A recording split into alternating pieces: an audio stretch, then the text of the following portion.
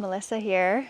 Thought I would bring you on my walk today in the jungle. I have the fluffy thing on because it's a windy day today, winds of change.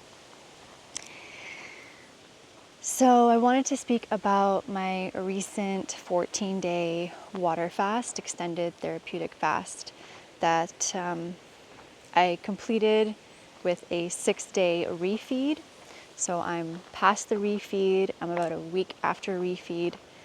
And what this was one of the greatest gifts that I could give to myself. I never thought that I would do a water fast like this in my life. I remember the one time I did a water fast was like one day, so 24 or 36 hours, and I was like, this is freaking hard. Like, let alone doing more than that. But I have done days of just fruit, and intermittent fasting, and so it's getting better and better at not getting hangry. And I was supposed to, in the beginning, or around the beginning of August, go with a dear soul sister to Mount Shasta, and I felt like it wasn't the right thing for me to do, to go. As much as I wanted to go with her, something was telling me no, like, stay, you're not meant to go. And so she understood and she went on her own, and we journeyed together, but her there and me in Costa Rica on my water fast. And this opportunity came up to fast with a coach. I had a coach, I didn't do this alone. And it started off as 7 days. I was like, okay, I can do 7 days with a coach. Yes, let's do this. And the reason why I was pulled to do a water fast is I wanted to go deeper into myself, and I wanted to clean up and clear up any remaining addictions that I had with food, specifically salt. And if you've listened to my previous videos, I spoke about how I've shifted to vegan and raw. And last year I was raw for like a good 6 months, vegan. I felt amazing, although it was challenging, and there was a lot of grief that came up with that. And then I traveled a lot and I kind of fell off, and it was eating cooked foods, and then went through a huge initiation beginning of the year, and I'm still going through it. And food was my way of consoling myself. It was for comfort. And so I fell off. I quit caffeine and all that, and I started to drink matcha again, and I started to have some cheese, and I wasn't feeling good. My body was changing. I was like, I just don't feel good. And so I was able to, in the late spring, beginning of summer, to bring myself back to raw and cut the cheese, cut the matcha. And then this fasting opportunity came up, and I was like, this is what I need. I just knew deep down that this is my next step, even though I was nervous. And I was visiting Canada, my family, and food everywhere, and all the things. And I started to eat more cooked food while I was there. And it's almost like my body was preparing for this journey I was about to go on. And also it was kind of like my last hurrah. Like, I was having sourdough bread, and I had some chips, and my guilty pleasures, all the salt and the fat and the crisps. And I was like, I want to break the addiction to salt. And just this, because like when you start eating salt, which I did my whole life, loved it. I worked in the restaurant industry for 15 years. And I was always about like rich food and sauces, and always eating out, living in the city, and that's what I was used to. And I was using food, like I said, to numb, to distract myself. And when you eat salt, which majority of the world does, it just bastardizes your taste buds, and you just want more. It's highly addicting. We actually don't need salt. We need the sodium that's in vegetables and fruits and leafy greens and that sort of thing. But we don't need salt. And this is something that I knew intuitively but was having a hard time breaking. And so anyway, this was the intention with the fast, and my intention for the last 2 years is to know God, to embody that on a deeper level. And I knew I was using all these things as a distraction outside of myself, to avoid going in and really feeling. So I get on this 7-day fast with my coach. And then about day 3, I realized, I'm like, I meant to go longer. And I was so scared. I was like nervous. I'm like, oh my gosh. You know, just for context, if you didn't know, because this is a whole like world that opened up to me, which I knew about, but I was just like, nah, like that's just like, I don't need to do that. But I understand the benefits now. But people do. There used to be a fasting center here in Costa Rica where people would do 21 days, like minimum. Some people would do 40, depending on how much fat you have in your body in reserves. But that's not something that I would recommend doing on your own. You need, I think, from my perspective, you need a coach and someone who knows what they're doing, because there's a way to do it. If you're doing an extended water fast, meaning I would say past like 7 days, past 10 days for sure, is extended therapeutic water fast. 5 to 7 days you can do on your own. But there's a way to drink the water, you know, and we would check the vitals every day. And we were doing it remotely, like via calls.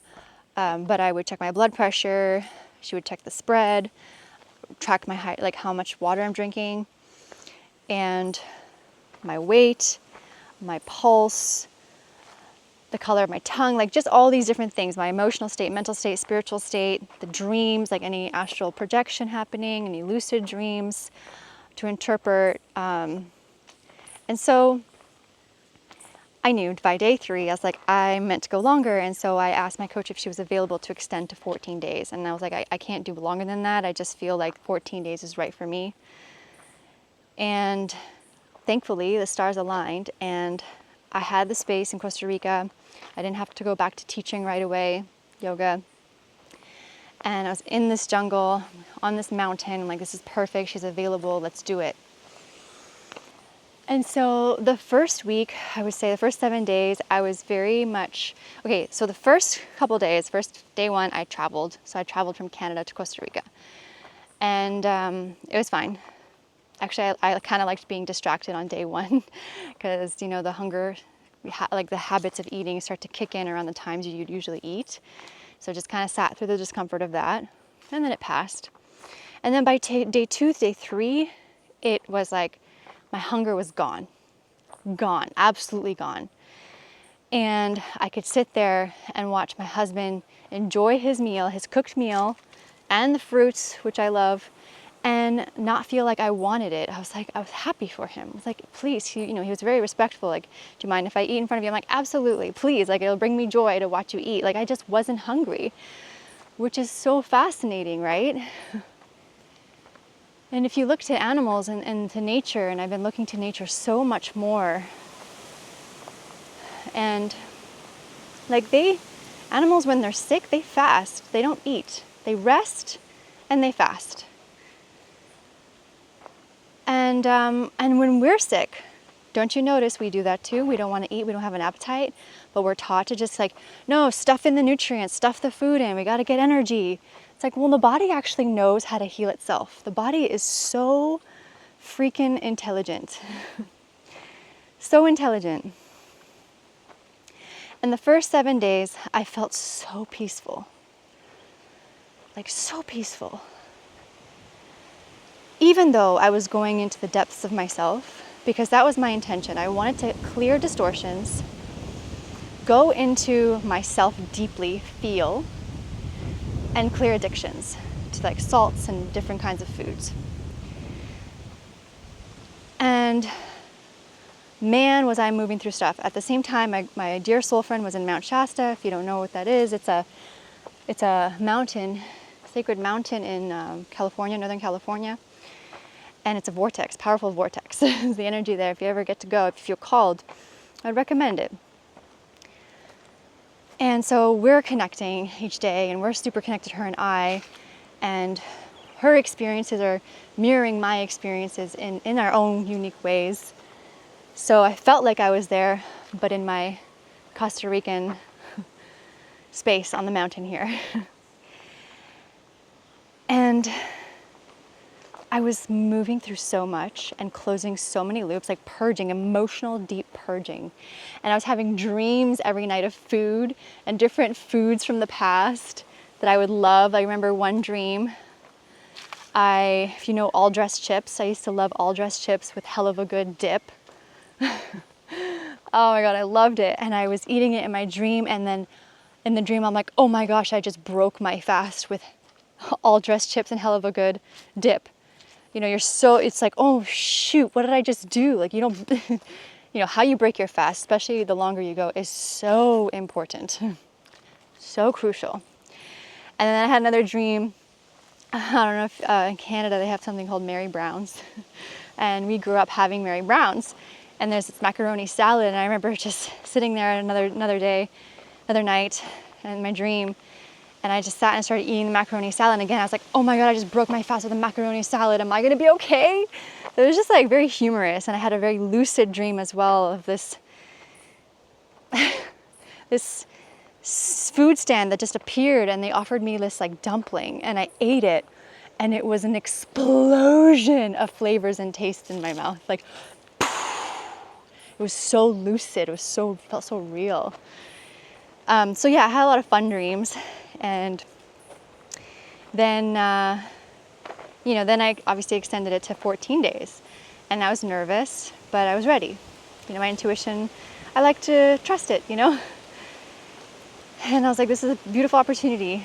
And so, yeah, it was beautiful. I was closing a lot of loops, like really reflecting on myself. And just this past year, it's been really intense. And then my coach warned me, we talk every day, that around day 10, 11 is another hump to get over. Because up until that point, you're entering ketosis. But then around day 10, 11 is when you go into full ketosis. So now, meaning your body is now using fat for fuel. So that at first the weight drops, and then it starts to stabilize as it starts to burn fat for fuel. I mean, it's still pulling glucose from muscles a little bit, obviously, because our brain functions on glucose. So it was interesting. Yeah, I definitely felt like, woo, like I felt my energy dip. Now, when you're fasting, extended fasting like this, you really have to just rest. You can't be active. Your heart will elevate. You know, going to the bathroom sometimes as I got further along the journey, it was like, whew, the heart would elevate. Just go really slow, and you just sit and you just be, and you just sip water all day long. The amount of water my body was asking for, and we know because of the spread and the calculations and checking the vitals, it was like more water. I didn't realize how freaking dehydrated I was. And when we eat cooked food, and our body is 75% water, when you eat cooked food, or anything, you know, if it's not more than 75% water, which cooked food is not, your body, you put it in your body, and then it's going to absorb and pull water from your cells, from anywhere it can get, to make that food more hydrated so it can go out and you can release it, eliminate it. Because if you eat, like this example I heard my coach say and her mentor say, like if you eat like a chip or something, you know, it's really hard and crispy. That chip is not coming out the same way that it came in. That would hurt. So it has to pull water from your system to let it out, which is why eating cooked food is so dehydrating for us. It's not natural if you look to the nature world. Like, no animals cook their food. It's something that we've, from my perspective and from my observance, adopted. And we're altering the chemicals of the food and changing the chemistry. And so, yeah, it's been interesting to like really, really properly rehydrate myself. Drinking spring water, by the way. And just the tears that were flowing, the purging that was happening, which is beautiful with the water, you know, it was just this permission slip to just be, look in nature, drink water. I didn't want to take any other information in. I would talk to my friend and a couple people here and there, but you know, I tried to listen to this podcast and I could only take it in small bits, but I was just super particular of what I let into my field because you're so sensitive, especially going deeper into the fast. I found that my energy was very much in the upper chakras during the fast, right? Heart, throat, third eye, crown, very easy to access. Just the subtle realms. And I remember my husband saying he was super supportive, so great, and he would set up my little sitting spaces and, you know, just carried my water sometimes when it felt too heavy. And he was like, you were like in another dimension. But we had some really good conversations and opened up some good conversations because I was so open and so at peace, and yet I could feel so deeply, and this is what I wanted. And so after the 11-day hump, going into full ketosis, you know, it was better. It wasn't. I still had not a ton of energy. Like I really would just do like minimal stretching. You don't want to use a lot of energy because then your body has to use that energy to recover from the activity that you did. But you want your body to use the energy to heal and deeply regenerate. So at this stage, when you're in full deep ketosis, I had about 3 or 4 days in full ketosis before I broke my fast, which is where you get into the real like cellular healing and repair. And my husband asked me, he's like, could you have gone longer? I'm like, I could have, you know, but I felt ready to break it after 14 days. And so some of the things that I noticed, like I don't have, I'm not coming from a background where I have, you know, I don't like to label these things, but like autoimmune or any sort of disease or things like that. So this was really more so like just breaking addictions and clearing distortions and clearing my channel and my field to connect with God and connect with nature, connect with other humans, to like really humble myself. And I noticed there was some detox, but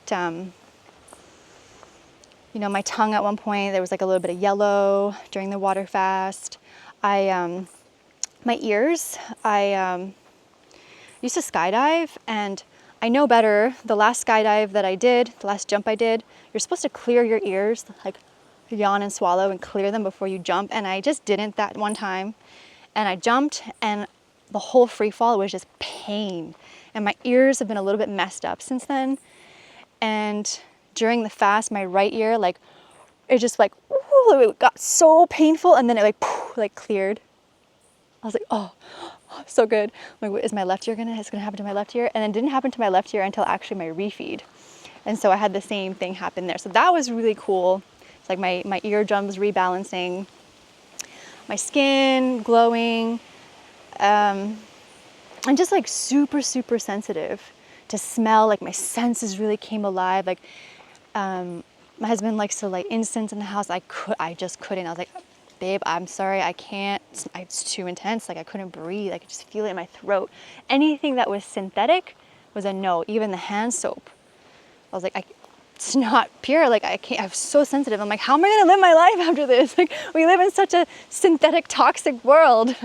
Thankfully, you know, the jungle is a lot more helpful. But it's like stabilized since. It wasn't so intense. But I'm sure as I continue eating this way, like that's just going to keep on, you know, purifying and refining. And you know, that was a big hesitation for me to actually even begin this journey of cleaning up my diet in this way. Like I've known that I needed to do this for many years, but I was in the restaurant industry, bartending, cocktail serving, and I was just like in the city life. I'm like, how it's not going to work. Like as I'm in this scene, you know, and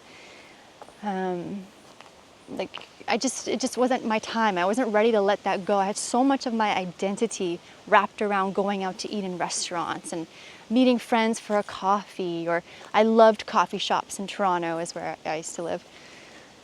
And I wasn't ready to let that go. Like it was so a part of me until my intuition just got louder and louder and louder. And I had this conversation with a friend while I was in Canada, and she's like, well, what do you think if like, you know, if everything's energy, frequency, vibration, everything's consciousness, if we sit and, you know, eat the food with no remorse, no guilt, and we bless it, and, you know, and I was like, you know, I used to do the same thing and I thought the same thing. Like I didn't feel guilty when I ate this or that or this or that until it shifted, you know, and I was like, it was working until it stopped working for me. So I don't know if that's gonna be everyone's path, but when you have a nudge or something intuitively calling you and guiding you, I mean, it would be wise to listen to that. I mean, it could disrupt your life and shake things up and tear everything down that's not in alignment.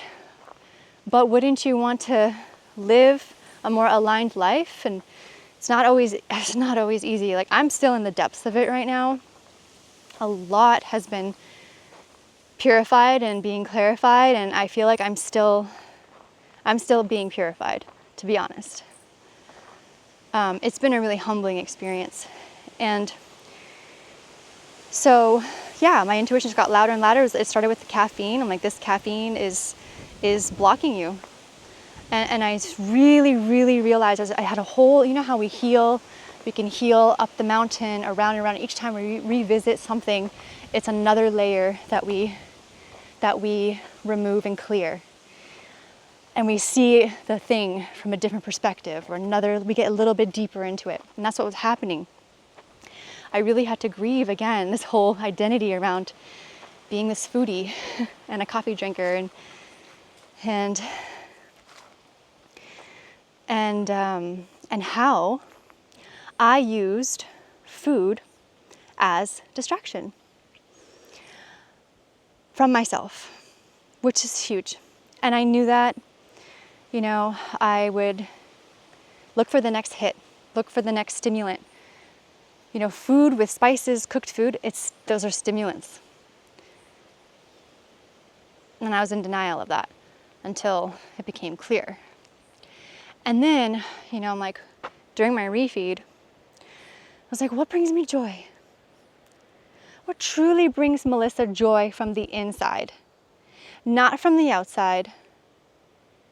You know, sometimes you just get stuck on this hamster wheel and you're going and distracted by social media, Instagram, all these things, taking in all of this information, YouTube, whatever, seeking outside of myself.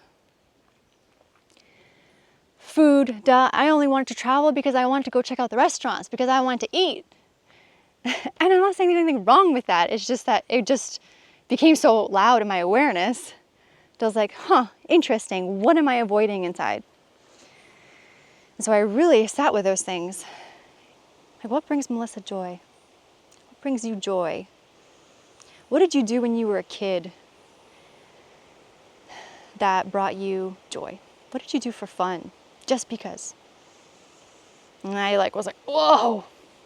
You know, I've thought about that before, but this, it just hits differently when you're in a fasted state. And so this has been profound. It's been the greatest gift that I've ever given myself, ever. Even though, there's so much beauty in it, there's also a lot of stuff that comes up. And I was really ready to look at these things. Really, really humbled. Really seeing the ugly, and I put in quotations because it's all beautiful. But to me, this what I was experiencing, the ugly parts of me, the shadow aspects, the manipulation, the selfishness, the entitlement. It's whoa. You know, just really humbling myself and feeling it, whew, and letting it move, letting it alchemize. Still in that process. And so, a feather. When I see a feather, they're my guides. I'm on the right path. I wonder what your guides are, your omens are. And so the refeed is super important, and I wanted to really continue with the vegan, raw food way of living and eating. And so my coach put me on a plan for 6 weeks, and she's like, stay on it, keep drinking the water the same amount as best you can. It's gonna be harder because you're gonna be in your life, and you're gonna lose time talking, this, that. And she's like, you're gonna still be flushing things out, detoxing, like just so much elimination, just moving. And just feeling raw. Like when you're raw, when you eat raw, it's raw and you gotta feel. So I'm about a week after my refeed and feeling really good, like building my strength back, just getting my cardio up. Learned that, I need to strengthen my heart actually in terms of cardiovascularly. So I've just been kind of going up and down this hill here. And as soon as I ate, the energy that goes from the upper chakras right down, obviously, digestion and just sacral root. It's much more grounded. But let me tell you, after 14 days of not eating and choosing watermelon as my meal, like a small portion, like you really can't eat much. Your stomach shrinks so much. And you slowly build your portions back, and that was carefully guided. I mean, I sat there, I was such a sacred experience with the watermelon, and was expressed gratitude. I didn't know what to expect. I was just knew this was I was like nervous, like, oh my gosh, I'm gonna eat something. And I put the watermelon in my mouth, and obviously it was delicious, but I just started crying. I was like, whew, it was so touching, and just so much gratitude for this watermelon and gratitude for this food. And there's people in the world who don't have access to food or choice of food. Just so grateful for this food to nourish my body, and I get to nourish my body, my temple in this way, and to really honor it and to stay clear and keep my energy and frequency as high as I can, as best that I know how, taking care of body, mind, spirit, emotions, all of it. They're not separate from each other. They're all interconnected, not separate from the other. It was such a sacred experience to eat. And yeah, so 6 days of refeeding with my coach, by the way, she's amazing. She held beautiful space, and I just found her obviously by synchronicity, divine alignment, and I really recommend her. She's experienced and done many fasts and knows what she's doing, and she's very in tune with you. And if you want, just send me an email or message me, and I could share her website with you. But I wouldn't recommend doing a long fast by yourself. There's a process to it, and it was really nice to be held in that way and to be seen and to be with someone who spoke my language on so many different levels, and to have that care, So, okay, and so I'm continuing now, just eating fruit for breakfast, fruit for lunch, and now I'm full portions. I'm eating a papaya for breakfast, a cantaloupe for lunch, and then my salad. I have a shorter eating window. I don't like to eat late because you don't want to be digesting before you go to bed. So I like to eat when the sun is up. Once the sun goes down, I'm not eating. And then for dinner, I have a soft leafy green salad with some tomatoes, organic, and some avocado for some fats. And my dressing the first couple times was just blended tomatoes or just blended mango. And now I'm adding just a tiny bit of tahini with some lemon, some soft greens and tomatoes, and a bit of avocado. Not too much fat because you want to have the balance. And it's just perfect. It's just perfect. So good. So good. Have not introduced salt back into my diet. I do not plan to or intend to. And I would recommend a book, which is the Raw Bible, is called The 80-10-10 Diet by Dr. Doug Graham. And he speaks about that ratio, like 80% carbs from fruit, like clean glucose, carbs, fuel for your brain, like super highly electrical food, like filled with photons from the sun, like just high frequency fruit. And then 10% protein, 10% fat. And in the book, he just goes into all of it, and it's like, it's so good. I listened to it twice on Audible, and I want to, something I want to reread often. I would definitely recommend that book if you're curious about eating this way. All right, 30 minutes. Ha! I had a lot to say, and thank you for being on this journey with me, and for tuning in, Musings with Melissa. And yeah, we'll see what unfolds after this. Feeling really grateful, feeling really humbled, and I'm excited. I'm excited to watch my body, open up and get stronger. I notice I'm not getting sore as often as I did when I'm working out, and slowly introducing the weights and the cardio and all that, and a little more flexible. As a yogi, it's nice to feel that more of that flexibility, and excited to see what's to unfold. And my energy feels really clean. Although, even though I'm still moving through stuff. Okay, thank you. Big love to you. Talk to you soon.